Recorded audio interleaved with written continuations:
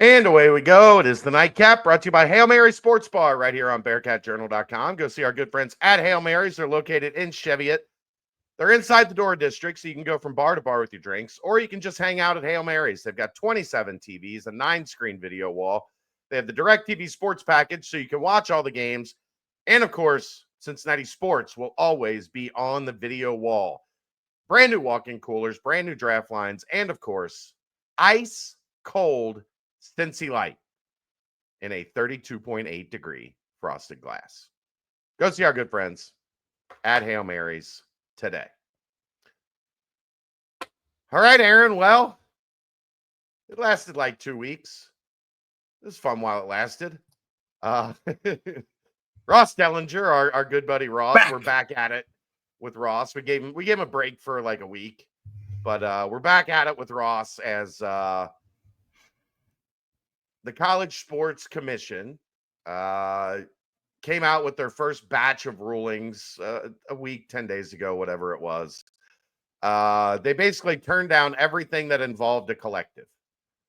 And we're only going to do real NIL deals between a player and a company.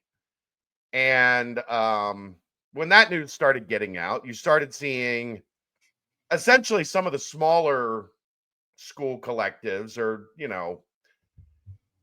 people that are on the periphery of this whole thing, like, hey, like, we actually used our collective to connect like our players with smaller businesses in town, and like there were actual real NIL reasonings for this, and we just had it turned down because the collective was involved. So today, and this has been disputed a little bit, that this is not actually a done deal, that it's in progress, that they're working towards this. But today, and this is something that Greg Sankey talked about at SEC Media Days last week, is that he thinks that there will be a quote unquote soft cap. Soft cap. And that collectives will be allowed to continue to operate. And that's apparently where we are headed, as they will be approving deals that come from collectives. They will be treated as if they are a business entity. They will have to submit to the CSC, and they will have to get approved through Deloitte. They'll have to go through the whole process. But for those that thought that collectives were dead, not so fast. So I guess the CSC was created by the power conferences, and they have denied dozens of NIL deals through all of this already, with NIL Go and all of that. It's up to 80, I think. Something like saying, that. 80 saying have been denied. Saying it lacked a valid business purpose, since the primary role was paying athletes. And you have House plaintiff attorneys, Jeffrey Kessler, Steve Berman. They're threatening legal action. And so essentially, I don't know, you end up in the situation where all of these approved collective deals, they aren't going to count against the school's revenue share cap. That's the soft cap system that Greg Sankey has been talking about, which would apparently allow collectives to fund deals through activities like merchandise sales or autograph signings or athlete appearances. And if you're doing those types of things, you're running into the situation where, how do you, again, what we've talked about all along, and where you're going to end up in court, because how do you prove what those things are worth? Right. That's the hard part. That's the hard part about any and all of this, is you can't tell somebody that their name, image, likeness for them to make these types of appearances are worth X amount of dollars, despite what your marketing algorithms have told you. Right. Well, we talked about this a million times. Like, a car dealer in Alabama, to get the star running back, like, that's for them worth a lot of money, because that's going to get a lot of traffic on their car lot. It's going to let people know that, like, this is the car dealership in town that's connected to Bama football. And people that are super fans of these schools, that are diehard fans, will shop at places that they know are friendly. Like look at us, for example.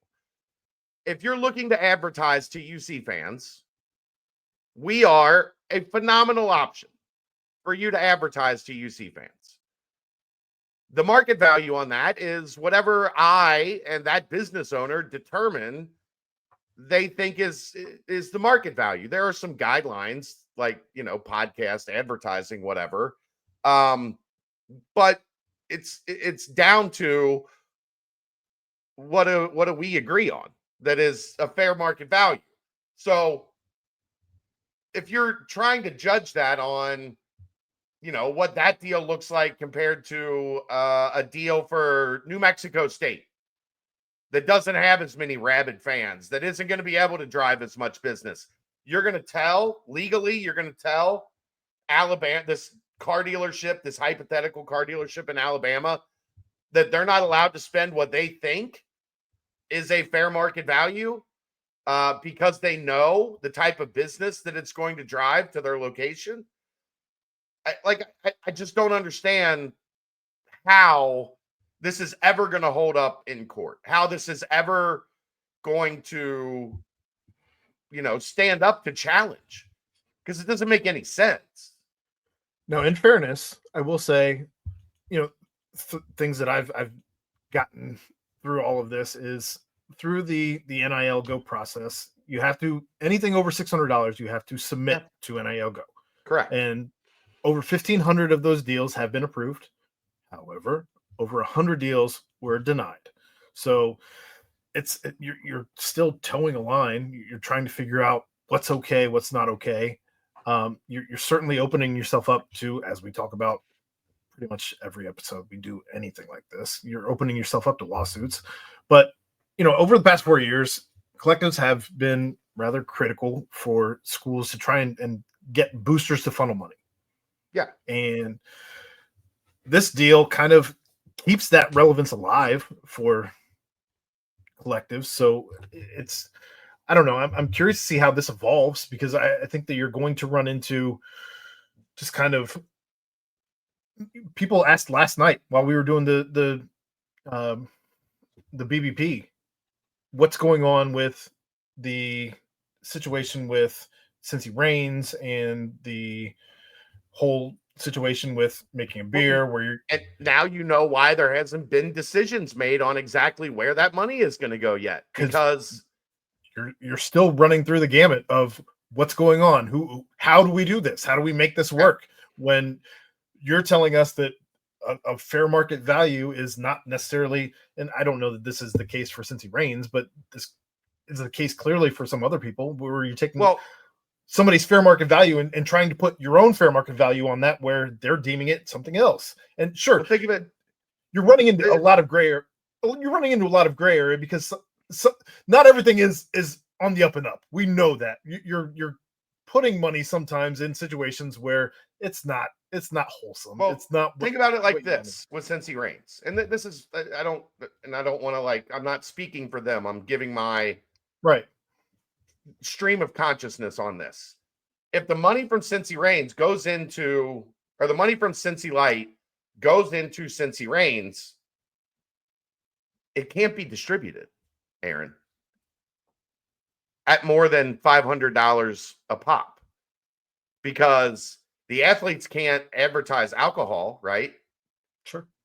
So there can't be a deal between an athlete and Rheingeist or Cincy Light to promote the alcohol to get the money. So then where does the money go if that money is still going to Cincy Reigns? That would be the question I have, because the way this is structured, NIL Go and all that, how can you realistically distribute that money once that money goes from Rheingeist to Cincy Reigns? Okay, now Cincy Reigns has this chunk of money. How does Cincy Reigns get that money to the players if there can't be a deal between Rheingeist and the player? So now that money is just sitting there and can't be touched, unless you're saying we're going to give $500 to every player until that thing runs, and to every student athlete at UC until that runs dry. And I don't think that's how they want to do it. Or unless the collective, like we talked about earlier, can arrange things like appearances somewhere where it's not necessarily to do with Cincy Light, like where they're doing some things to earn that money from the collective for these merchandise or whatever the case may be, autograph signings. But that's not going to work, Aaron, because when you do those things, like when you do an autograph signing, my understanding is the player's only allowed to make the money from the autograph signing. So you can't pay the player XYZ dollars to go do an autograph signing, and then the money from the autograph signing goes to the business, or like it has to be, I'm signing my autograph and you are paying me for it and I'm getting the money. So we're still at a point where does that Cincy Light money go if you can't distribute it that way? No. So that's why it has to be explored. What's the proper way within the new structure, within the new rules, to allocate that money? Because the way it's being allocated now, my understanding is, I don't know how they could spend that money once it got to Cincy Reigns, unless it's at less than $600 to, every student athlete that's in the athletic department. Well, throughout this article, you have Lane Kiffin talking about how you're either going to stay competitive, or because they doubt the CSC's enforcement power or the settlement's longevity, you're going to have issues. You're going to cheat. You have Greg Sankey. Lane Kiffin saying, "I'm going to cheat." He says the quiet part out loud all the time, though. He's not afraid. No. You have Greg Sankey talking out of both sides of his mouth, talking about the need for guardrails to maintain competitive balance, and then you have schools trying to figure out how to essentially get around the guardrails, all of these guardrails with a bypass for collectives.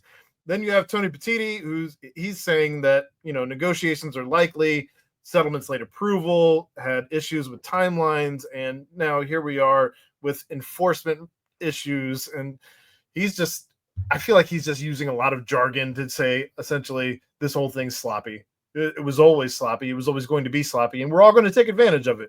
That's the part I think he's saying without saying any of those things and using lots of large syllable words. Here's what we knew, Aaron. You think the SEC was going to just let everything be capped at $20 million and put them on the same playing field? Absolutely not. Everybody else? No chance. That's why it's funny to me, though, that Greg Sankey's out here, the one talking about guardrails. Get out of here, guy. Right. Well, he has to say it publicly, but he says it while looking around at his athletic directors going, "You ever hit one of those guardrails? They roll up." Yeah. They're not good guardrails. They're guardrails, but they're not good. Like they're not effective. You hit them in the right place, they roll up. Yeah. I don't know. I do know. They're going to still be able to pay players however they want, and they're going to say, "Come get me." And that's why we talked about, we knew a week ago when we talked about this, the collectives were still in play, that they were still doing these things and kind of saying, "Come at me, bro." And here we are. And now you have, this is my favorite part, now you have Tom Mars involved. Of course, he got rid of his border. I don't know if you noticed that. He's not doing it's a little different now. Tom Mars is representing numerous collectives. He's in the collective business now. He said, "I'm glad to see the CSC decided to retract its guidance about collectives. The last thing college sports needed at this moment was a bare-knuckle legal brawl between 70 collectives and the Power League commissioners." Tom Mars, if you don't remember, not wrong. He represented a certain coach from a previous regime who is no longer here. The thing is, he's not wrong. Like, did the CSC really want to get into a legal battle with all 70 collectives and the commission, the conferences having to take sides? It's just funny, the word choice, a bare knuckle brawl. What are you doing, Tom Mars? Get out of here. Well, as only Tom Mars would do. He's over the top. He's always going to be with everything. but he's not wrong per se. Because there's a long way to go. Like, again, collective bargaining, employment. These are the only things. Negotiation, like CBA, like these are the only things that are going to fix this. And everything that happens between now and when that finally happens is just fuckery. It is. It's fuckery. There's Anywho. no other way to put it. Tomorrow night, Wednesday night, BCJ pod, me, Dave, Keegan, camp preview. And then I'm sure Aaron and I will have more fun to talk about on tomorrow's nightcap. That's going to do it. We'll see you tomorrow. That's the nightcap brought to you by Hail Mary Sports Bar right here on BearcatJournal.com. See ya!